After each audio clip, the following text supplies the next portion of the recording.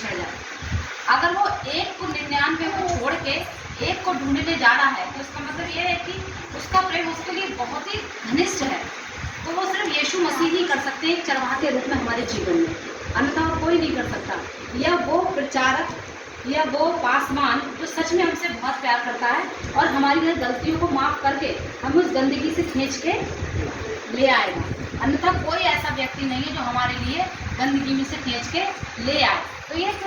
भेड़ के बारे में परमेश्वर ने उन लोगों को जो फरीसी लोग थे और जो कुड़कुड़ा रहे थे उसके ऊपर और जो नहीं जानते थे इन सब बातों के बारे में, इस विषय में परमेश्वर ने यीशु मसीह ने इस बारे में सिर्फ इन भेड़ों के द्वारा उनको समझाया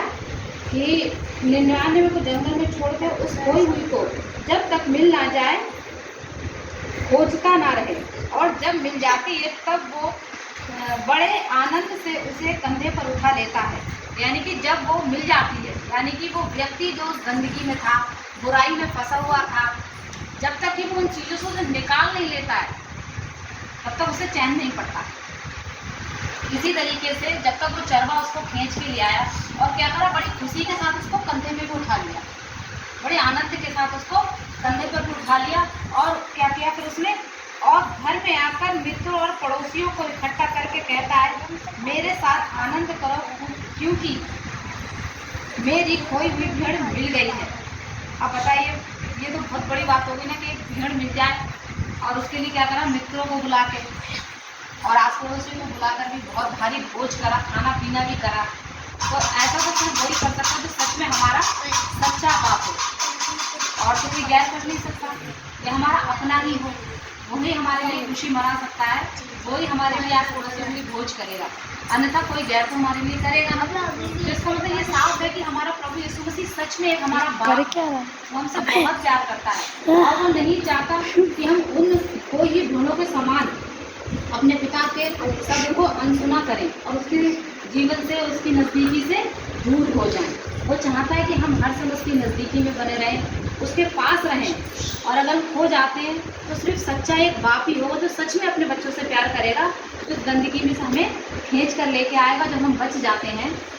तब जाके हमारा पिता क्या करता है, आनंद मनाता है, आस पड़ोसी में भोज करता है। और मैं तुमसे कहता हूँ कि इसी रीति से एक मन फिराने वाली पापी के विषय में भी स्वर्ग में इतना ही आनंद होगा।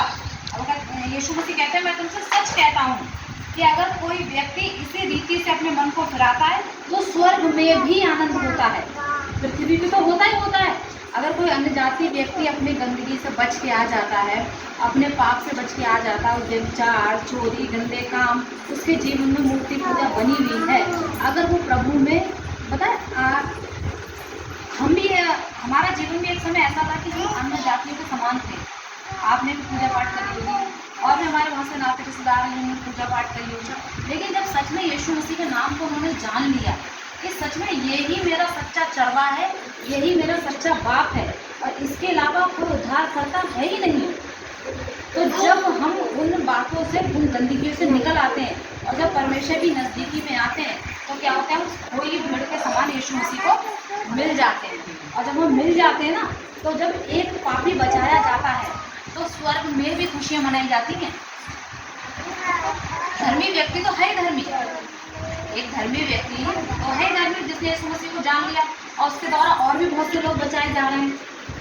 एक प्रचारक के द्वारा, पासवान के द्वारा। लेकिन एक व्यक्ति जो सच में परमेश्वर खींच के निकालता है, गंदगी से खींच के, हम लोग गाना भी गाते हैं कि चरवाहे की माँ ने ढूंढा उसने और पापों की खींच से निकाला हमें। तो उसने क्या किया, हमें उस खींच से, उस खोई भेड़ के समान हमें उस गंदगी से निकाला जो परमेश्वर को अपना उद्धार करके ग्रहण कर लेते हैं और उन सब बातों को छोड़ के प्रभु की नज़दीकी में आ जाते हैं। तो पृथ्वी पे तो होता ही आनंद है, लेकिन स्वर्ग में उससे ज़्यादा आनंद होता है कि एक आत्मा बचाई जाए। यीशु मसीह के कहा मैं प्यासा हूँ, तो प्यासा उसको पानी की प्यास नहीं थी, उसको आत्माओं की प्यास थी, और एक आत्मा भी हजारों खुशियों के बराबर होती है,